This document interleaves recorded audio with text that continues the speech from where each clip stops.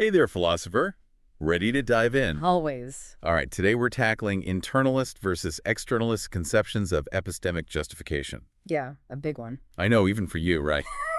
But it's a huge debate in epistemology. Really fundamental stuff. Absolutely. It gets right to the heart of what makes our beliefs justified. I mean, that's what you guys think about all the time. Exactly.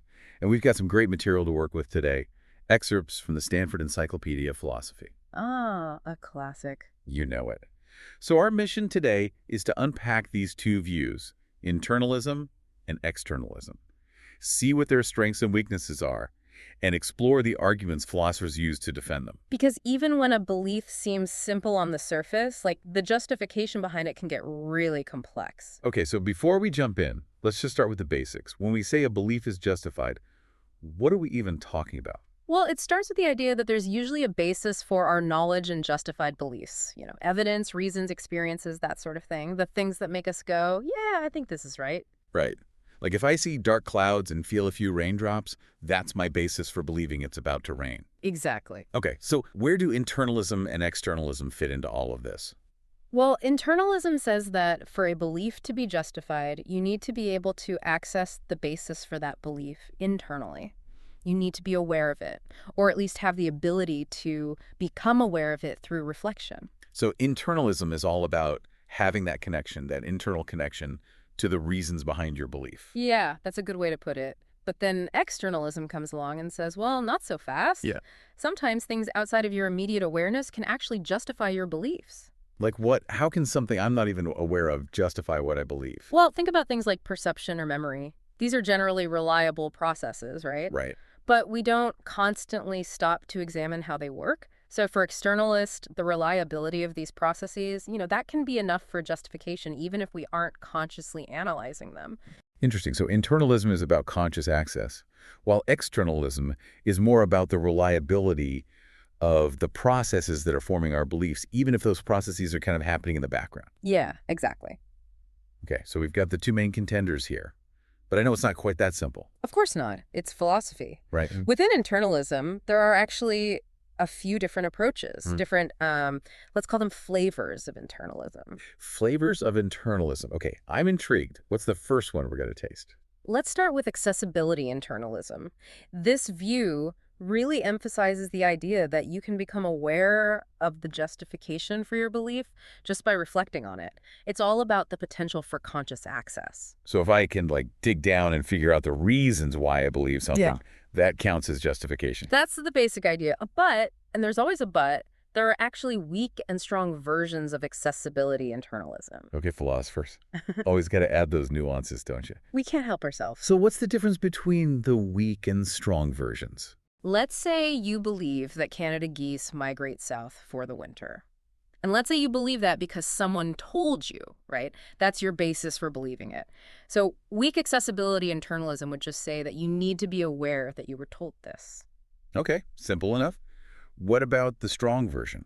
The strong version would say that you need to be aware not only of the fact that you were told this, but also that this being told is the reason why you believe it. Yeah. You need to actually grasp the connection. So the weak version is just about being aware of the evidence. And the strong version is about understanding how that evidence actually leads to the belief. Exactly. And this is where it starts to get really tricky because think about all the decisions we make, especially those split-second decisions. Are we really taking the time to analyze every single piece of evidence in those moments? Yeah, great point. Like if you're driving and you have to slam on the brakes, you're not thinking, okay, I perceive an obstacle, therefore I must stop. Right. You just react. Right. You just do it. And that's kind of where externalism has a point, right? Maybe conscious access isn't always necessary for justification.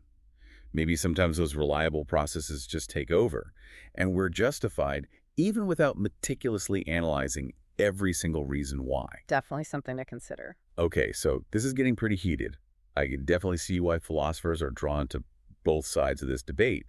But we've got one more flavor of internalism to try, right? Right. Let's talk about mentalism. Mentalism. What's that all about? Well, this one really focuses on the nature of the justifiers themselves.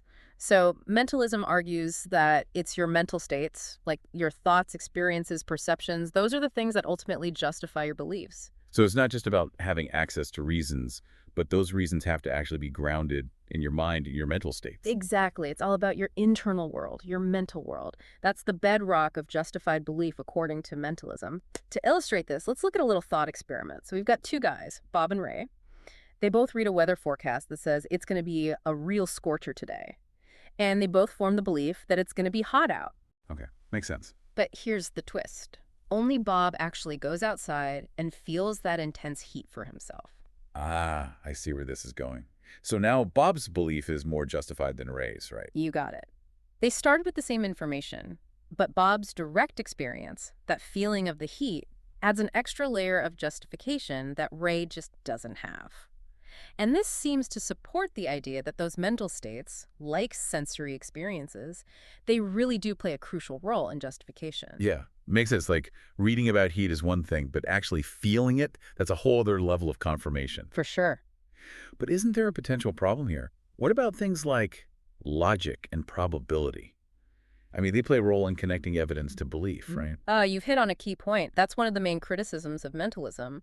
Critics would argue that things like logical and probabilistic relations, while definitely important for connecting evidence to belief, they're not mental states themselves. They're more like abstract principles that govern how we reason. So if mentalism is right, and it's only mental states that justify, how do we account for the role of these principles? Right. It's like mentalism captures the subjective experience of justification, but maybe it misses some of those objective structural elements that are also involved. Yeah, good point. It's definitely a challenge for mentalists to address. Okay, so we've talked about accessibility, internalism, and mentalism. What's the last flavor we've got on the menu? All right, so this one adds a bit of a moral dimension to the whole debate. It's called deontological justification. Deontological justification. Okay, that sounds intense. It is. The basic idea is that we have a kind of intellectual duty to form our beliefs responsibly, to base them on good evidence, not just whims or wishful thinking. So it's not just about what's going on inside our heads, but also about being intellectually responsible. Yeah, precisely. Like we have an ethical obligation to seek truth, to be honest with ourselves and the evidence. Right. So, for example, imagine someone named Maud who's totally convinced that she has clairvoyant powers. You know, like she can see the future. Right. Now, let's say she makes some predictions, and against all odds, some of them turn out to be right. So she's actually right, but she's basing it on this idea of clairvoyance, which, there's no evidence for. Right, exactly. So even when she gets it right, is she really justified in believing that she has these powers? Wait, even when she's right, she's not justified. How does that work? Well, because she's completely ignoring her intellectual duty to be responsible with evidence. It's like her belief might accidentally line up with reality sometimes, but it's not grounded in any kind of rational process. She's basically just lucky, not justified. It's like she's winning the lottery, but it doesn't mean she's a genius at picking numbers. Yeah, perfect analogy. So this whole idea of deontological justification is really about being an ethical knower, being intellectually honest with yourself and with the evidence, even when it's tempting to just believe what feels good. Right, because sometimes the truth can be uncomfortable, and it's easier to just go with what we want to believe. For sure. And deontological justification is pushing back against that. It's saying that there's more to it than just what's going on in our own heads. There's this element of responsibility, of intellectual integrity. Okay, I'm starting to see why this idea has some weight to it. Yeah. It's like maybe justification isn't solely about duties, but they do seem to play a pretty significant role. Exactly. It adds another layer of complexity to the whole debate. All right, so we've spent a good amount of time exploring the internalist side of things. Now let's flip the coin and talk about what makes externalism so appealing. What are some of its strengths? Well, for one thing, as we've seen, internalist arguments have their fair share of weaknesses, right? Yeah. So that definitely gives externalism a bit of a boost. But beyond that, externalism really fits nicely with those reliable process theories we were talking about earlier. Right, the idea that if our perceptual systems or our memory or whatever process we're talking about, if it's generally accurate, then it can justify our beliefs even if we're not constantly sitting there analyzing how it works. Exactly. It's about trusting those processes that are, generally reliable. Right. So it explains things like those basic principles of perception that we just take for granted.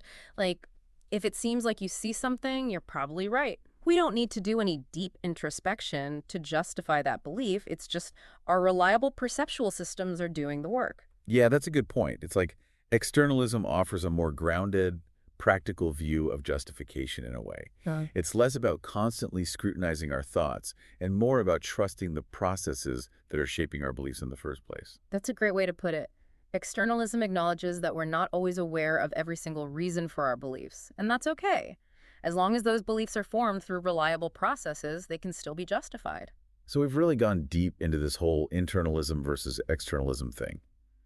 I bet you're thinking about all the ways this plays out in your own work as a philosopher. Yeah, it really does touch on so many different areas of epistemology. Like it changes how you evaluate arguments, the role of introspection in your own philosophical practice, even how you approach inquiry itself. I feel like this deep dive has given me a new perspective on my own philosophical journey. That's what makes this debate so fascinating. It's not just an abstract puzzle. It has these real implications for how we understand knowledge and rationality and the very foundation of our beliefs. It's pretty huge. It is. Okay, so let's recap really quick for our philosopher friend listening in. Internalism says justification is all about your internal access to reasons.